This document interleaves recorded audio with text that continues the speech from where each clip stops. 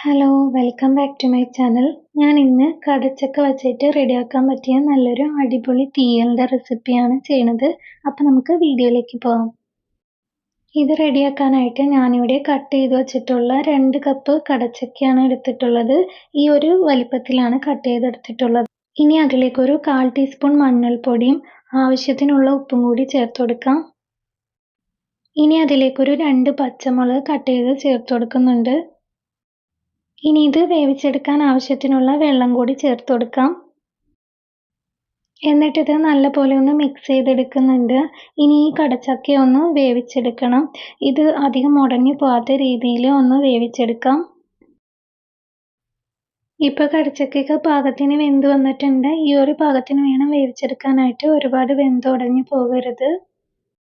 ഇനി ഇതിലേക്കുള്ള അരപ്പ് റെഡിയാക്കി എടുക്കാനായിട്ട് ഞാനിവിടെ ഒരു പാൻ എടുത്തിട്ടുണ്ട്. അപ്പോൾ അതിലേക്ക് 1 കപ്പ് ചിരകിയ തേങ്ങ ചേർത്ത് കൊടുക്കാം. ഇനി അതിലേക്കൊരു 3 ചെറിയ ഉള്ളി ചേർത്ത് കൊടുക്കുന്നുണ്ട്. വലുതായതുകൊണ്ട് അതൊന്ന് കട്ട് ചെയ്തിട്ടാണ് ചേർത്ത് കൊടുക്കുന്നത്. ഇനി അതിലേക്ക് 1 ടേബിൾ സ്പൂൺ മല്ലിപ്പൊടി ചേർത്ത് കൊടുക്കുന്നുണ്ട്. ഇനി 1 ടേബിൾ സ്പൂൺ മുളക് പൊടി കൂടി ചേർത്ത് കൊടുക്കാം. ഇനി കുറച്ച് കറിവേപ്പിലയും കൂടി ചേർത്ത് കൊടുക്കുന്നുണ്ട്. ഇനി ഇതെല്ലാം കൂടി നല്ലപോലെ ഒന്ന് മിക്സ് ചെയ്തതിന് ശേഷം കുറഞ്ഞ ഫ്ലെയിമിൽ വെച്ചിട്ട് ഈ തേങ്ങയൊക്കെ ഒന്ന് റോസ്റ്റ് ചെയ്തെടുക്കണം. ഫ്ലെയിം കൂട്ടി വെച്ചിട്ടുണ്ടെങ്കിൽ തേങ്ങ പെട്ടെന്ന് കരിഞ്ഞു പോകും.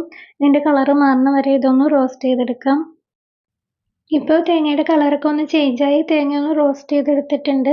ഇനി നമുക്കിതൊന്ന് തണുക്കാനായിട്ട് മാറ്റി വയ്ക്കാം. തേങ്ങ ഒന്ന് തണുത്ത് വന്ന് കഴിയുമ്പോൾ നമുക്കതൊരു മിക്സിയുടെ ജാറിലേക്ക് ഇട്ട് കൊടുക്കാം.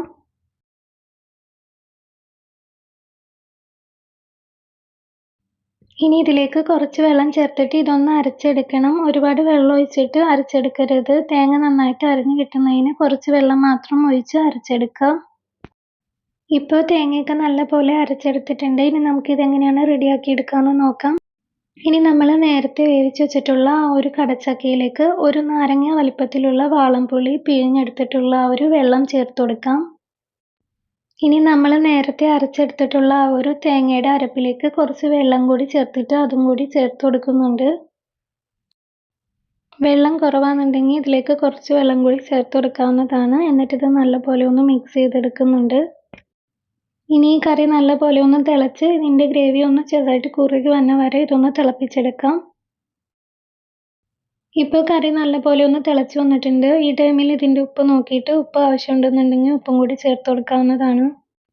കറി കുറച്ച് നേരം ഇരുന്ന് കഴിയുമ്പോൾ ഇതിൻ്റെ ഗ്രേവി ഒന്ന് തിക്കായിട്ട് വരും. അപ്പോൾ അതിനനുസരിച്ചിട്ട് വേണം കറി കുറുക്കിയെടുക്കാനായിട്ട്. ഇനി ഈ കറി ഒന്ന് താളിച്ചെടുക്കണം. അപ്പോൾ അതിന് വേണ്ടിയിട്ട് ഞാനിവിടെ ഒരു പാൻ ചൂടാക്കാൻ വെച്ചിട്ടുണ്ട്. അപ്പോൾ അതിലേക്ക് 1 ടേബിൾ സ്പൂൺ അളവിൽ വെളിച്ചെണ്ണ ഒഴിച്ച് കൊടുത്തിട്ടുണ്ട്. ഇനി അതൊന്ന് ചൂടായി വന്നു കഴിയുമ്പോൾ അതിലേക്ക് 1 ടീസ്പൂൺ കടുകിട്ട് ഒന്ന് പൊട്ടിച്ചെടുക്കുന്നുണ്ട്. കടുക് ഒന്ന് പൊട്ടി വന്ന് കഴിയുമ്പോൾ അതിലേക്ക് 3 4 വറ്റൽമുളക് കട്ട് ചെയ്തതും കുറച്ച് കറിവേപ്പിലയും കൂടി ചേർത്തിട്ട് അതൊന്ന് മൂപ്പിച്ചെടുക്കാം. ഇനി ഇത് മൂത്ത് വന്ന് കഴിയുമ്പോൾ നമ്മൾ നേരത്തെ റെഡിയാക്കി വെച്ചിട്ടുള്ള ആ ഒരു കറിയിലേക്ക് ചേർത്ത് കൊടുക്കാം. എന്നിട്ടൊരു 10 മിനിറ്റ് ഇതൊന്ന് അടച്ചു വയ്ക്കാം. ഇതിൻ്റെ ഫ്ലേവർ നല്ലപോലെ കറിയിലേക്ക് കിട്ടാൻ വേണ്ടിയിട്ടാണ് ഇങ്ങനെ ചെയ്യണത്.